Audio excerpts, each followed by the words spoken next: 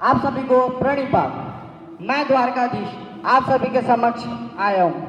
आपने तो किसी पक्षी को तो नींव बनाते हुए देखा होगा।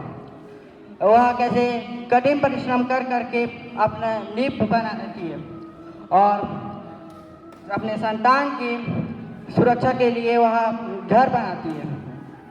लेकिन तीव्र आंधी और तूफान आने के कारण वह जो घोंसला है वह तिनके तिनके में बिटूर जाता है। लेकिन चिड़िया क्या करती है? चिड़िया रोती नहीं है और विलप नहीं करती और ना किसी देरी हुई अगले काम में जुट जाती है और नया घोंसला बनाने लग जाती है। तो और सफल होने के हो जाती है। तो हम क्यों रोएं? हम भी छोटे छोटे कार्य से हम पीछा छोड़ देते हैं, भयभीत हो जाते हैं। मेरे एक बात तो याद रखना कि एक कुल्हाड़ी है, वह एक बार में पेड़ को नीचे नहीं गिराती और एक बार में चट्टान कभी टूटता नहीं। कर्ण ने मुझसे पूछा कि हे कृष्ण, मुझे जन्म होते पश्चात मेरी माता ने तो मुझे त्याग दिया, क्या असंतान होना मेरा कोई दोष था? तो और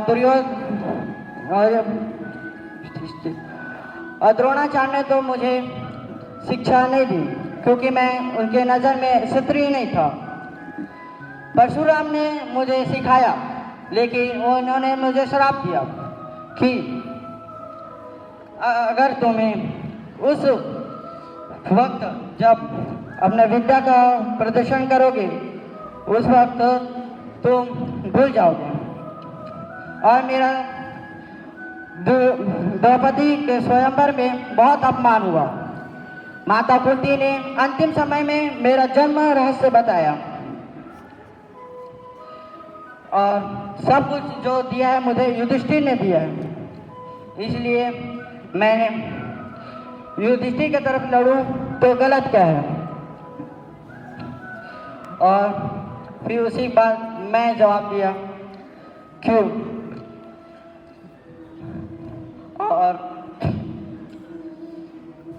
मेरा जन्म कारागार में हुआ। मेरे जन्म से पूर्व मेरी मृत्यु मेरी प्रतीक्षा करती हुई घात लगाई हुई बैठी थी। जिस रात को मेरा जन्म हुआ उस रात को मैं अपने माता पिता से दूर हो गया और तुम्हारा बचपन रथ घोड़े और धनुष बाण से गुजरा है। मुझे क्या? मुझे ग्वाले के साथ गौशाला मिली, गोबर मिली और शिक्षा नहीं मिली। फिर मुझे हर लोगों से ताने मिले कि हर समस्या का कारण मैं हूँ। मुझे जब मैं बड़ा होकर चलना सीखा उससे पूर्व मुझे अनेक प्राणघातक वार झेलने पड़े और तुम अपनी पसंद की कन्या से विवाह कर सके। लेकिन मैं जिस कन्या से प्रेम करता था वह कन्या मुझे ना मिली।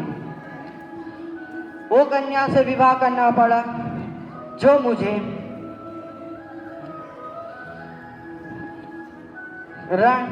राक्षसों से बचाया और मेरी चाहत थी। अगर युधिष्ठिर जीता है तो तुम्हें बहुत स्वर्ग का प्रदान हो, और धर्मराज जीता है तो मुझे क्या मिलेगा? मुझे तो युद्ध और युद्ध के निर्माण हुए समस्याओं का ही दोष मिलेगा। एक बात याद रखना कर्ण कि जिंदगी सबके साथ अन्याय करती है और हर किसी की जिंदगी में चुनौतियां आती है और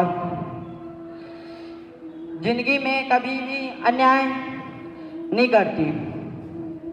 धन्यवाद।